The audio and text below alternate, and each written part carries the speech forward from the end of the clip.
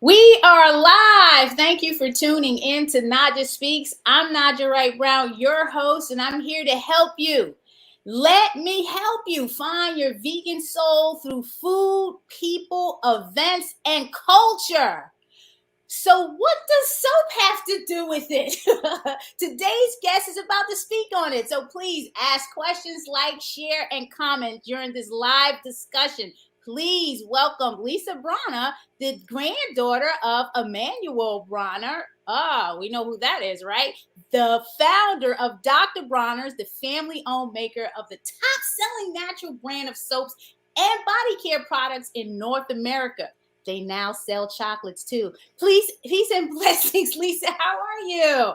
Thank you so much, Naijha. It's so great to be here. I'm doing well. I'm doing well. How are you this morning? Oh, I was been excited for weeks. I've been reading the book, and you kind of scared me a little bit in the beginning of the book about your son moving out. But at 15, I have an 11-year-old. So hey, everyone, you need to pre-order this book.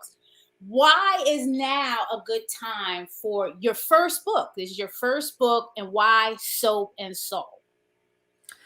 Well, it took me a while to get the idea into a book form in my head, which was the first place that it had to exist. I've been writing a blog for uh, 13 years now called Going Green with Lisa Bronner. That's just tips and recipes and advice and ways to simplify your life, simplify the chemical inputs in your life, make things a little easier, a little safer. And so I've been doing this, month by month through the years. And, eventually I was like, wow, it'd be really nice if this was all in one spot. And I did hear that from some readers because I wanted people to see that this is all part of a big picture. It's not just how to make a soap spray or, how to go organic on a budget. That's part of a whole life. And so I wanted to write a book compiling all that information, but really showing how it's holistic, how it's all related. But even more so, I wanted to show how there's an intangible component to how we care for our physical spaces. So we care for our bodies, we care for our houses, but all of that is tied to how we care for our inner selves and our inner well-being. And that's where the soul comes in. And so once again, I wanted to talk about how this is all related, that as we care for our spaces around us, we're really caring for our inner well-being as well. And sometimes as we tend to our inner well-being, you can see evidence of that in the physical spaces and our external bodies as well. Now, when reading the book, and I haven't read the whole book, I've been absorbing a lot of the information in there. And what touched me was the different type of soaps and the ingredients that are in a lot of the soaps that we buy, especially we as women. I'm very particular about the type of soap that I put in on my face. I don't want a bunch of soaps that have a lot of different ingredients and different. As a matter of fact, I'm a shea butter baby. Excellent. That's So good. people know what I'm like. Raw shea butter and probably some Yeah. lavender oil in it, on my face, whether it's a soap or whether it's cream, and then on the body. I don't like to feel too much oil in the soap, like unnatural or heavy oils. I like Dr. Bronner's peppermint oil, and then you had an almond oil at one time, the N Factory farming oil that, man, beautiful. And then my favorite is this lavender 4-in-1 soap. That hands down is my favorite. So very important, all the different chemicals that are in some of these body products. Can you speak about that? Yes, this was one of the things that really got me into my own personal journey when it came to my body care products. You'd think that maybe being a Bronner, I grew up with this just inherent in my psyche and in my awareness. But no, I had to walk my own road and wander around for a bit before I realized that what my family had been doing all along was actually the right path. The issue is that there are a lot of different ingredients in our body care products and in our conventional body care products. The research shows that we as women, we apply at least 13 different products to our bodies on average on a daily basis. That's 13 products, but each of those products have a plethora of ingredients. And so it gets up into the hundreds of different individual ingredients that we're putting on our bodies.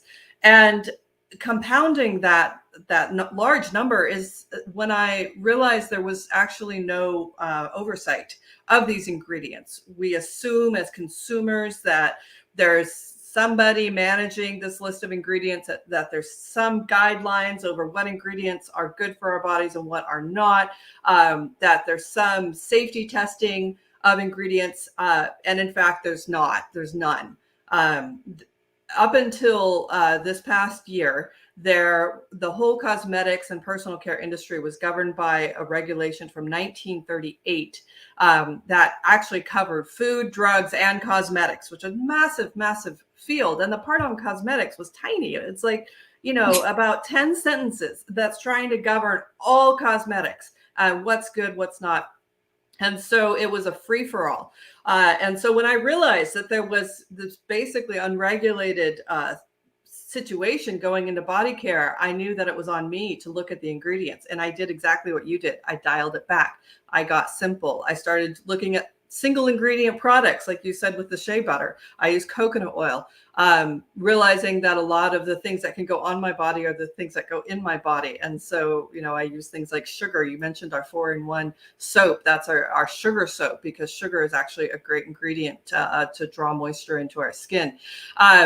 And so dialing it back and simplifying products, simplifying the number of products, simplifying the number of ingredients in the products, and making sure that what we put on our bodies on a regular basis is what's best for our bodies. Because if it's not good, we're getting a lot of exposure if these are products we're putting on every day. And it really does add up. We see a lot of skyrocketing rates of allergic reactions, and even internal reactions such as endocrine disruption and sensitization. And I think a lot of that is being traced back to the ingredients that are just out there regularly being put on people's skin. Exactly. You may not know this, Lisa. I was when I had your brother David Bronner on, I told him my first introduction to Dr. Bronner's soaps was when I was 6 years old. I come from a New York City housing project, and my mother sent me to Massachusetts, to the Berkshires, for a camp for the summer. And they used to have these soaps, back at home, we were using Caress and Ivory, Dove, those type of soaps. But when I used to go to camp, that's all I used to see, were these big tubs of soap with a bunch of different writing.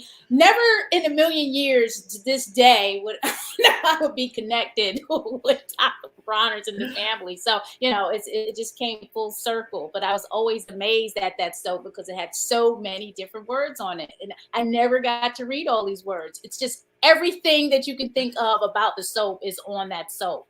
With the book, and I'm going to show everyone right here a graphic of Lisa holding the book up, Soap and Soul.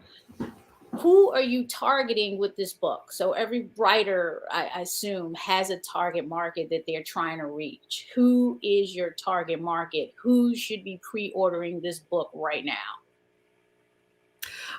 When I was writing, I actually I created specific audience members I was speaking to. I gave them names. I thought about the people in my life and in my circle that I wanted to talk to.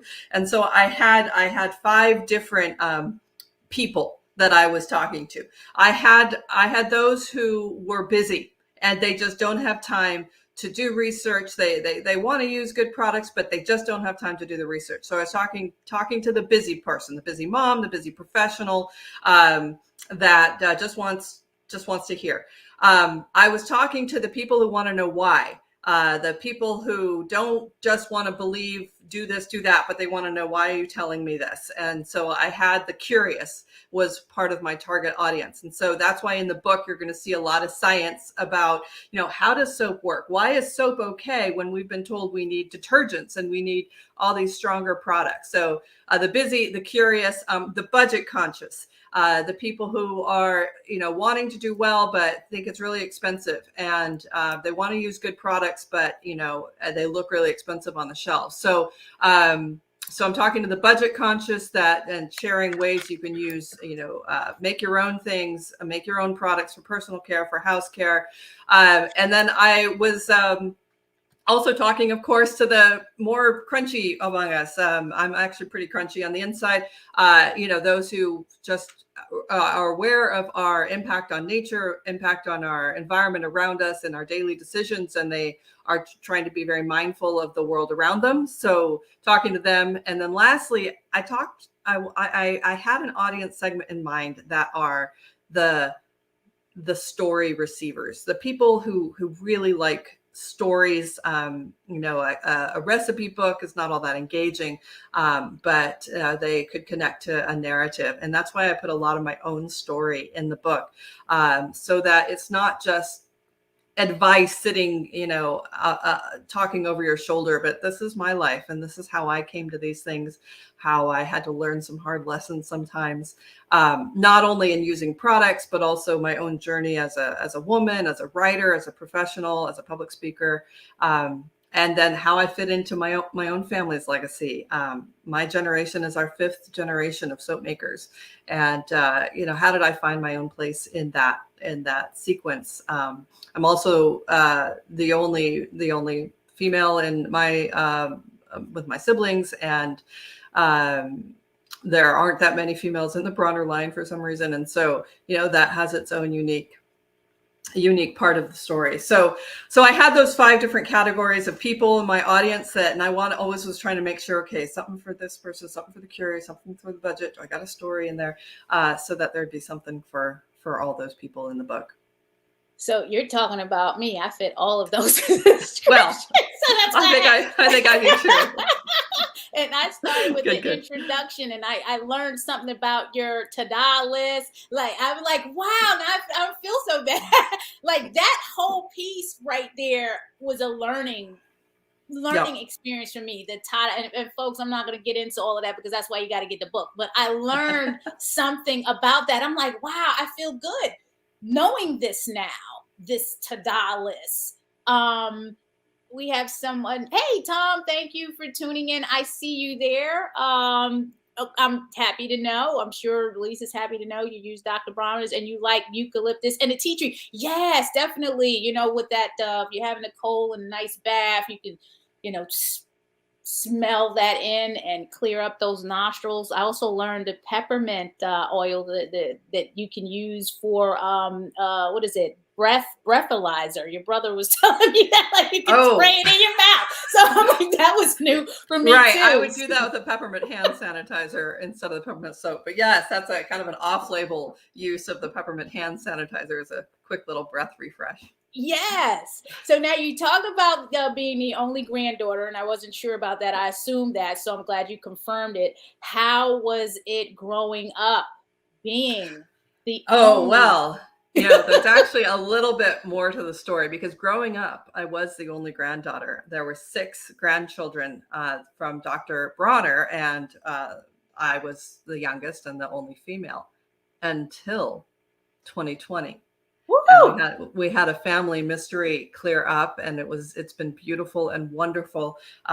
There had been some understanding or wondering about one of my grandfather's oldest child, his only daughter Ellen, that she had a child, but as a baby the child had been adopted into her father's family, and we never heard anything about her again. And then in 2020 we reconnected, and she found us. She had no idea about us either, and then she went on her own journey and found us. So at the age of 67, I think she was, she came back into our family, and now we have 2 granddaughters that are bookending the generation. So that's been an amazing and wonderful story, which is in the book as well. The story just of our family's journey with, putting itself back together after some times of fracturing and disconnect. But growing up, as I said, I was the only female. My grandfather, I have my 3 cousins from his older son, Ralph Bronner, and then my dad was the younger son, Jim Bronner. My brothers, David and Mike Bronner, run Dr. Bronner's The Company today.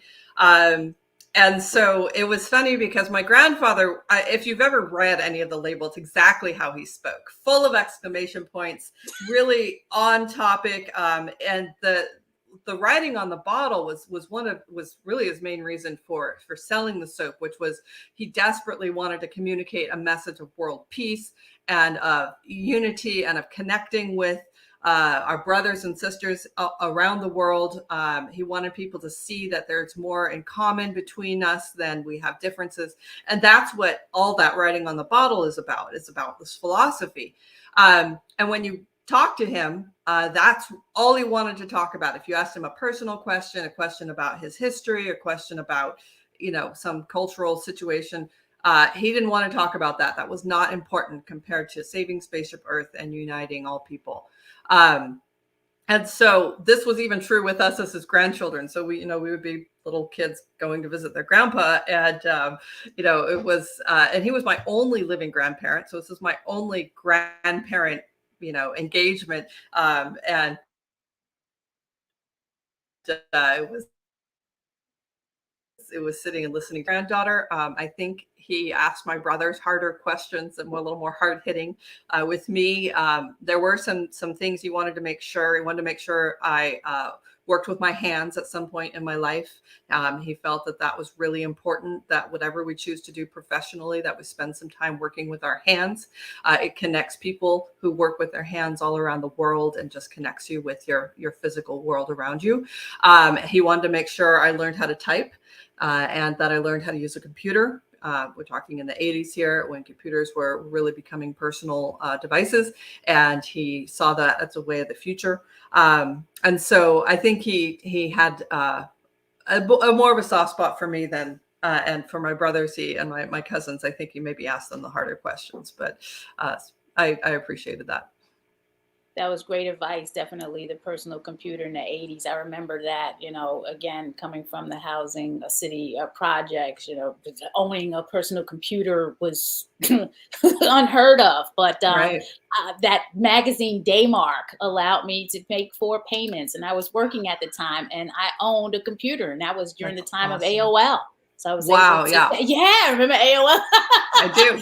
And That then I knew how to sound. type. So Yeah. Yeah. very important skills that he taught you. And that whole the all one slogan, very important. One race, the human race. And if people were to try love and exemplify love, demonstrate love, we probably wouldn't have this situation of racism and all these isms that are out there. So definitely before your grandfather's time, he was on it. So yes, try Yeah. love. Talking about the writing the book journey, I want to write a book. I've been wanting to write a book for decades, but haven't started. Can you talk us through that journey? We know you had the Going Green with Lisa. What should I be doing? I have a story to tell. And I want to I tell a story as I see your book. I'm like, wow, this is a woman after my own heart. I want to tell this story this way. And maybe it's not about soap. Maybe it's about, growing up, in poverty and coming out. Like whatever that story is, where do I start? Right. You have to start before you're ready. You will never be ready to write it. You will never have all your ducks in a row and have this like space clear in your life and say, now I can write a book. It's not going to happen. And so that was one piece of advice I received early on from a podcast, was just jump in, start before you're ready, and start wherever it appeals to you. You don't have to start your story in the beginning. I am a very disorganized writer. I have always been disorganized. I just have to write what's on my mind. And literally, I will print out my writing. I will take scissors and cut it up, and I will rearrange it and tape it together. And then I go back into my computer and put it together. This is just how I write. And Sounds so, like me. yeah, all this fancy cut and paste. I mean, yeah, I know how to do all of that, but sometimes I just have to. I have to feel it. I have to cut it, and I have to tape it. Yeah. So jumping in before you're ready, I knew when I was going to start this journey that I didn't have time to write a book. and that I had no idea how I was going to fit this in. And again, there wasn't like there was this magically cleared space in my life.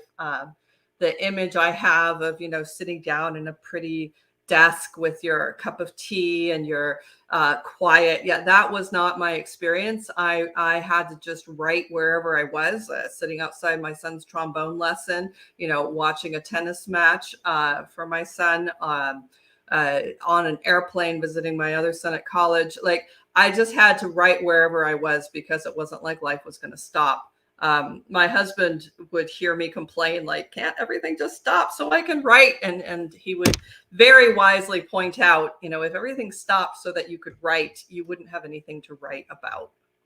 Wow. Wow. That right there, what you just said, is intense, because I know people that they tell me sometimes, okay, they have an issue with writing, or they can't write unless they're, let's say, at a conference, and then they can, get their mind together. I'm like, literally at a conference, and you're listening to a panel discussion, and then you're able to write some pages for your book. So that's really, really interesting you say that, because that's how I see myself. It's like, okay, when am I going to have it? Because there's always something going on. And like, how do I ground myself and start just focusing on writing? So I'm happy that you shared that with me. You just got to start the writing. Yeah. Yeah. You just have to jump in. I did listen to or read a lot of books about writing. It helped me a lot. Stephen King has a fantastic book called On Writing. I'm not much of a horror reader, so I haven't read any of his other books, but his book on writing is fantastic. And then Anne Lamott's book, Bird by Bird, about her own writing journey is fantastic. My one takeaway, or the one I go back to so much from her book, is I can't use her language here, but write your crappy first draft. Like just get it out there. Don't edit. Don't just put it out there. It's going to be bad. You might even toss most of it, but there will be one phrase from that first draft, or one little insight, and that will make it all worthwhile. And then you take that one kernel and keep going into your second draft. So yeah, I really tried to stand on the shoulders of others and learn from their journeys. You're tuning in to Naijha Speaks. Welcome, Lisa Bronner. Please pre-order the Soap and Soul book. Uh, from the opening introduction, I've been drawn in. You can get this book now at soapandsoul.com. Pre-order it. It's going to be released October 10th. And if you order it now meaning today, you'll be able to download 11 recipes as a bonus. The website is in the comments. I just sent that out, and you can see it on the ticker, soapandsoulbook.com. Please order that book today. Oh my God. Are you going to have a book tour? Is that Well, plan? yeah, it's kind of interesting. I have learned so much about the whole publishing realm, and we're in kind of a crazy time where books like actual, like, a physical hard copy book it's a bit of a luxury. We all know that bookstores are closing, and there are so many ways to publish books, self-publishing books. I didn't go that route. I went through a traditional publisher.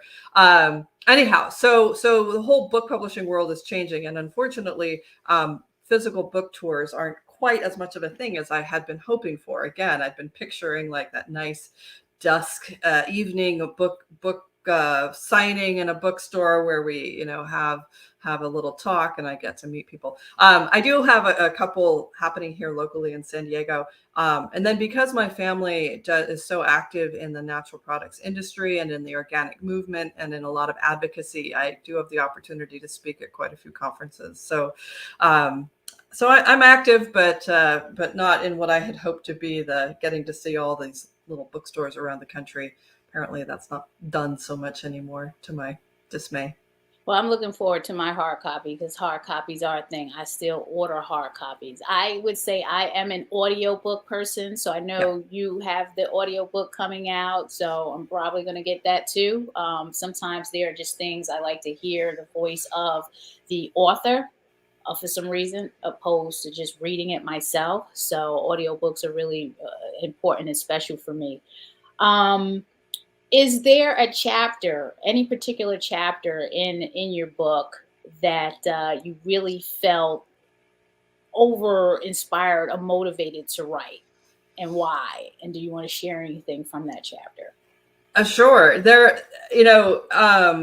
Frustratingly enough for myself, like I do have to wait until the muse strikes me. And sometimes it strikes me in really inconvenient moments, like, out running my errands. I'm like, oh my goodness, I've got this kernel, I've got this idea and exactly how to phrase it. And if I don't stop and write it right then, it's gone. I can't say, oh, I'll remember that when I get home.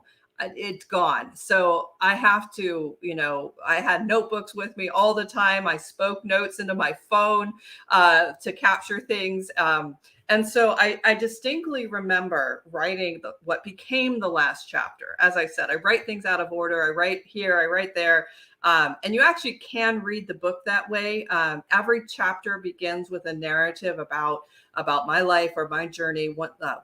One chapter is about my professional life, the office. One chapter is about my relationship with my parents. That's the kitchen. There's a chapter about my relationship with my husband. That's the laundry room. Anyhow, but I distinctly remember writing the last chapter, and it's so the book is organized by rooms of the house, and the last chapter is about the living room. And I remember writing this. I was sitting on my back porch. My son was living in the tent, and it was during the time where our kids were still going to school virtually. My son was in high school. And I remember sitting there. It was kind of a funny moment because my son plays a trombone, and he played it for the band. And since school was virtual, that meant band class was virtual. So picture the scene of we're outside. He's in the tent on virtual class playing the trombone, and these words just started coming to me about how it all fits together. And I was thinking about my family. I was thinking about my dad who my dad passed away when I was 21. So my kids never knew him. My kids would have loved him. He would have loved my kids. He would have loved where I live in the country. And so I was just thinking sort of this moment of the generations sort of swirling around and wishing that they were more connected. Physically, but they couldn't be because my dad had already passed on. So I wrote this chapter, and it's about it all coming together. So I'm going to read you just a few paragraphs here. And I ended up starting with my older son who plays the trumpet. And so here we go. A few years ago, my oldest, the trumpet player, who hadn't touched a piano in years, decided to master Beethoven's Moonlight Sonata, my own senior recital piece, on the piano in our living room. It was very savvy of him to pick that piece because he knew I wouldn't stop him from practicing, even if he really should have been doing other work. And as my son now plays, I remember coming home at Thanksgiving during my freshman year of college. I had just turned 18, and when I walked in the door, I was greeted by my dad playing Happy Birthday to me on a baby grand piano that had not been there when I left. Pop was not a musical person. He didn't read music, he didn't play, didn't even listen much to it, more of a talk radio guy. But he had learned at the age of 56 to play Happy Birthday just for me. There was so much joy in that moment. I still have the sign he taped on the piano that day. For your birthday, Christmas, college graduation, marriage, and first baby shower. He lived to see all but the last one of those. In my dad's final weeks, he would often ask me to play his favorites on the piano. Think of Me from Phantom of the Opera, Debussy's Clair de Lune, Beethoven's Moonlight. My final pop memory, it was the afternoon of my wedding. Michael and I were about to leave for our honeymoon, and my dad was lying on the sofa in the living room. He had exerted a tremendous effort to accompany me down the aisle, toast us at the reception, and dance one final sunrise sunset with me. We knew the end was near, but we didn't realize how near. He passed away while we were driving home 6 days later. This was before cell phones were common, so we didn't know what awaited us. It was stunning, and it took me years to find the profundity in this sequence. There has been an astonishing simultaneity of joy and sorrow in the Bronner family, and it has happened far too often to be coincidental. It is God's way of reassuring us that life is a cycle with ongoing stories that ebb and flow. Wow. Wow. Lisa, thank you for that. And that was, yeah, that was deep, ocean deep to have that in the book.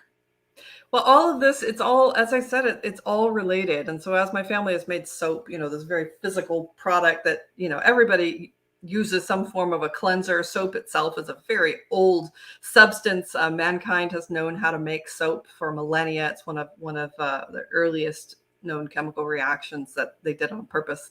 And yet, and so even this very physical soap, it just kind of connects at a very fundamental human level of, it, it frequently is a bit of a muse that takes me into a bigger story of the years and of where I've come from and where we're going.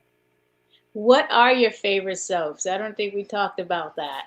Well, you mentioned one early, which is the almond Castile. So we have the two main soaps, which is the Castile and the sugar soaps. And the Castile is the original. It's the most simple, basic soap, made with a blend of vegetable oils and then with essential oils for the scent. The sugar soaps are the Castile base, but then with the addition of sugar, white grape juice, and shikakai powder, which is a natural saponin. That's a skin softening ingredient, comes from a tree. Anyhow, so yeah, the almond is my all-time favorite. It's very cozy and it's comforting to me. The citrus is when I want a little bit of brightness. I use that, especially my house cleaning. I use a lot of citrus. So those are my two favorite. You see those colors reflected in the cover, because Yes. the citrus is like the tangerine color, and then the Yes. almond is actually green. So they Yes. work that in kind of subtly to the book cover. Awesome, awesome. We have a couple of comments. Let me just get in here. I know there's some, the sugar soap, Tom, is good for washing your hands. Yeah, I love it, especially the lavender scent. I like it for my face, especially when I have my anxiety. It calms me Yeah. down. Send Lisa to the bookseller in Chicago. It's female owned, and I'm certain people there use her products. Okay, the bookseller. Thank you for that, Tom. Tom is in Chicago. Definitely has a lot of questions. He wants to open a factory in Chicago. Could they please open a factory in Chicago? I'm not sure if you can answer that or not. Dr. Bronner looks like a good company to work for.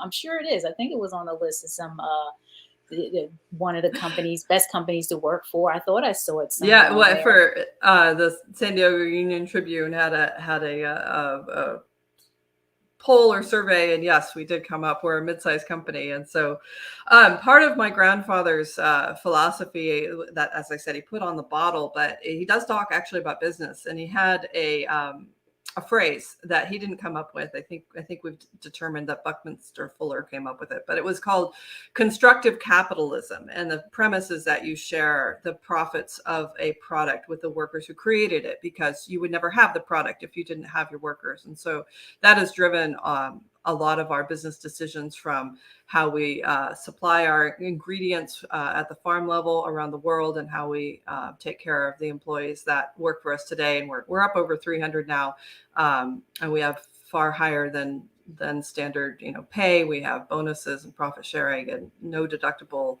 healthcare and vision and dental and childcare assistance and tuition assistance and lunch. So wow. Yeah, I'm gonna fly. I'm gonna fly today. definitely. Go look at the career page, and some of the positions are remote, or we need field reps out there. So I don't know what we have open right now, so I hope I'm not speaking out of turn. But I know we have several positions open, so definitely go take a look. And as far as Chicago goes, it was interesting. I went to Chicago for the first time 3 weeks ago for a conference, and I loved Chicago. I just had never had the opportunity to go there. But what was interesting is I felt like I was coming a little bit full circle, because when my grandfather originally came to the United States in 1929 from Germany, Chicago was where he landed. And the 1930 census shows that he was living at the YMCA in Chicago and was getting his feet under him. So I felt like I was sort of coming back to his U.S. beginnings when I went to Chicago. Beautiful city. Awesome. Definitely connect with the bookseller. Tom, thank you for telling us about that. And no, we're not going to forget about the vegan chocolate. I think I mentioned briefly when we opened up the vegan chocolate that we made.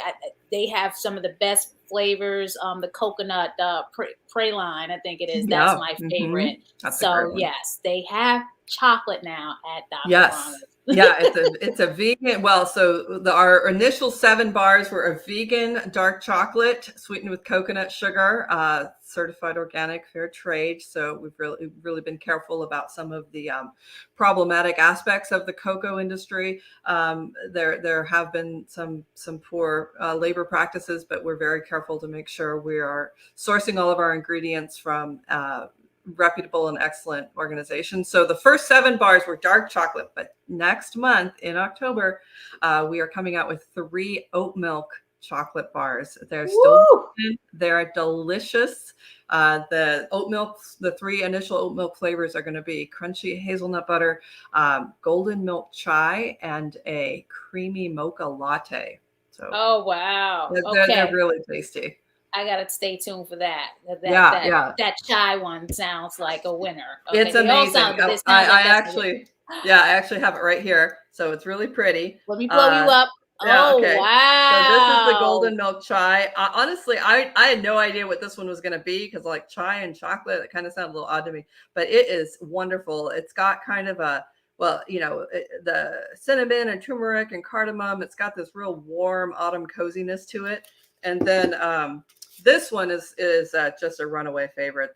In fact, it took me a long time to get to try this one because every time it was around for samples, it was gone before I got to it, which is the creamy mocha latte.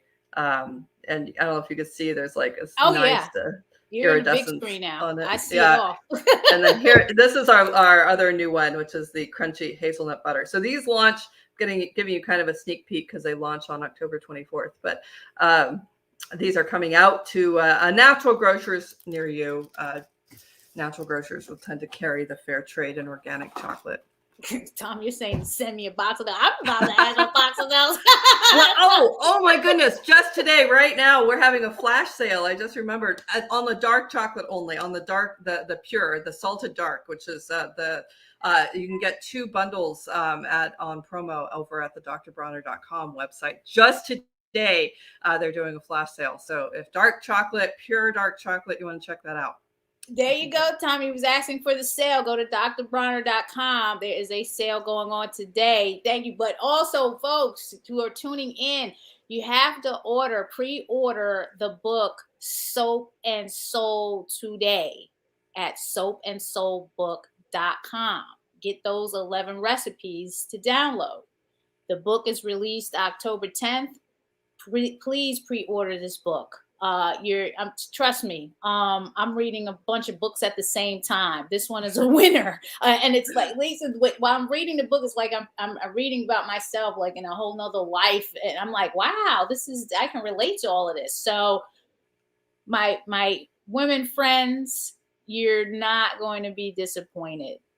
Pre-order this book. Okay, you just got to do it. When I saw Soap and Soul as the title, I'm like, well, what does this have to do? We're talking about vegan soap, like soap on your body, absorption. Yes, it's just like that garbage in, garbage out. It's the same thing. You want to put the best products on your body, and you don't have to pay an arm and a leg for it either. And it doesn't have to be compiled with all of these different ingredients. And Lisa talks about all of that in her book. And I like how you break down the certifications as well, what all of that stuff means. So definitely you will educate yourself. For those of us that want all the research in one area, this is a great book for that. Now I got to do some shameless promotion. You're tuning in to NaijhaSpeaks.com. Please subscribe to the channel, like, share, and comment.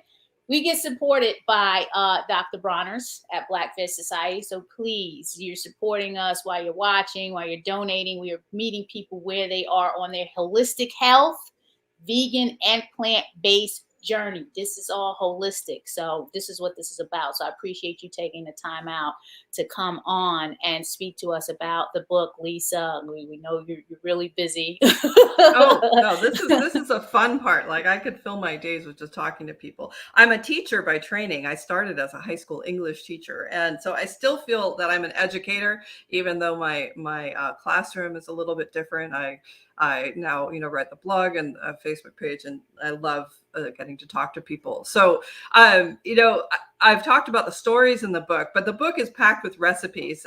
It's recipes for home care and body care. So making up your own sprays and cleaners for your house, and making up body scrubs and hair masks, and all sorts of ways to care for the body. Those are a little harder to read out loud because they're recipes. And I didn't want a book that was only recipes, so that's why I put the stories in. But even if you just pick it up because you want the recipes, the book is there for you, and you can just jump right to those parts that are where you're at in your needs and journey. Lisa, is there another plan for a book? We're just gonna chill for a minute. Well, yeah, I'm looking forward to the chill part. It hasn't happened yet.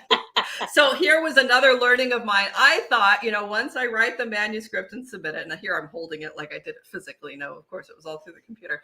I thought, okay, I just sit back and wait for the book to be out. I think it's been busier since I submitted the manuscript, as far as preparing for the book launch, which is on October 10th. So I don't know. I don't want to jinx anything. Oh, I mean, of course, the busyness is a great thing. But I am looking forward to return to a routine. As far as another book, I've got several like in the pipeline, but I need to see like what resonates with people. Where are they, and what might help more? I mean, I could dive deeper into my family's history, which is definitely a massive story. My family was Jewish in Germany, and the Holocaust, of course, was massively destructive to our life there. We had my grandfather's own journey in America as an immigrant, as somebody who suffered from mental health issues. He went blind. So like, there's so much of the family story, and then I could dive more into the science. Like, I've got a title for a book. Is that okay? This book didn't have a title for a long time, but I've got a title for another book. And the book, a phrase I use in a lot of my writing is GIY, and it's like DIY, do it yourself, except right. GIY, green it yourself. Yes. But as I said, I always want people to understand the reasoning behind what we're telling them to do. And so I was going to have it be GIY, like WHY, like learn the science and the lore behind the recommendations. So that would be more of a sciencey book, maybe there. So I'm not sure. We'll see. Now, you were talking about book publishing, and there's many different routes to go down there. But I went the route where I wrote a proposal that was submitted to publishers, and then I went under contract. And honestly, for my own motivation, that's what I needed. If I didn't have a contract with a deadline, I'm not sure I would ever have finished writing it. The other way to do it is to write the book and write it on your own timetable and have it done and then go and shop it. That just would never have worked for me, because unfortunately I'm very motivated by deadlines. I need that target. So so if I had tried to write the book first and then find a publisher, it would still be an idea in my head. No, I definitely feel you on that. Folks, here, Soap and Soul, pre-order the book now at soapandsoulbook.com. Lisa, how can people reach you directly? How can they stay connected with you? Absolutely. And I encourage people to do that, because, as I said, my favorite part of what I do is interacting with people. So I have my blog on lisabronner.com.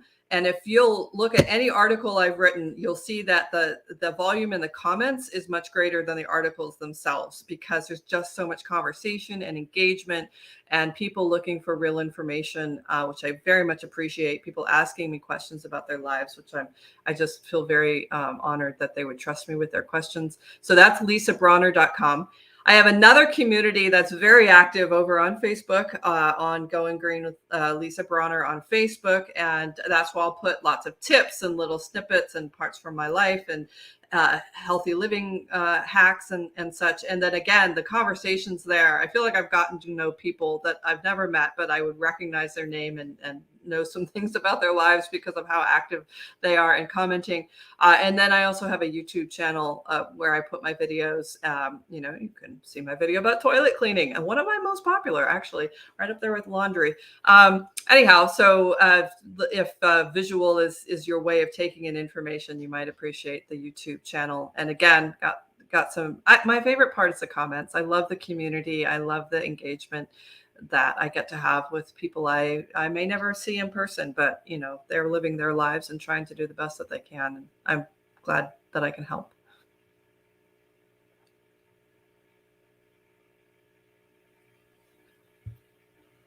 Naijha, I think you've muted. Oh, yes, I am. I'm sorry. Okay, but I didn't want any noise from the background. That's one thing that came out of the pandemic, that global connection and that virtual and being able to reach different people. And this is actually how Naijha Speaks started. And that's how I met so many fantabulous people through this connection and interviewing. So you're right, all of that engagement. Again, Lisa, I appreciate you coming on. Is there anything else you want to say before we take off? I'm going to say pre-order the book again. Pre-order at soapandsoulbook.com. Download those 11 recipes. Pre-order today. That is fantastic. I'm so glad to get the book out there and to see what the next round of community engagement is. One thing that I love learning about people is that although you hear about nastiness online and people being not their normal selves when they engage online, I have not found that to be the case. Where people that are just trying to make the best decisions for themselves and their families, and they're wanting to connect with other people, and that's a beautiful thing about the online communities that I found. So you just got my mind going towards that when you were talking about how the pandemic actually did connect us more virtually, and that's been wonderful. So thank you, Naijha, for letting me come on and talk about my book so much, and for your enthusiasm about it. It's just sometimes I get a little too much in my own head. I'm like, is it all me? So I do feel like I'm letting my baby go out there into the world, and it's going to have to stand on its own. And so I'm curious and maybe a little bit trepidatious to see how that all turns out. So thank you again for having me and for letting me share so much about the book and the process of writing it. It was my pleasure, everyone. Again, Lisa Bronner, Soap and Soul. Pre-order the book. It's released October 10th, but pre-order today so you can download the 11 recipes for free. Thanks again for tuning in. Whatever you do, please be well, be safe, and hey, go green with Lisa. Have a good one.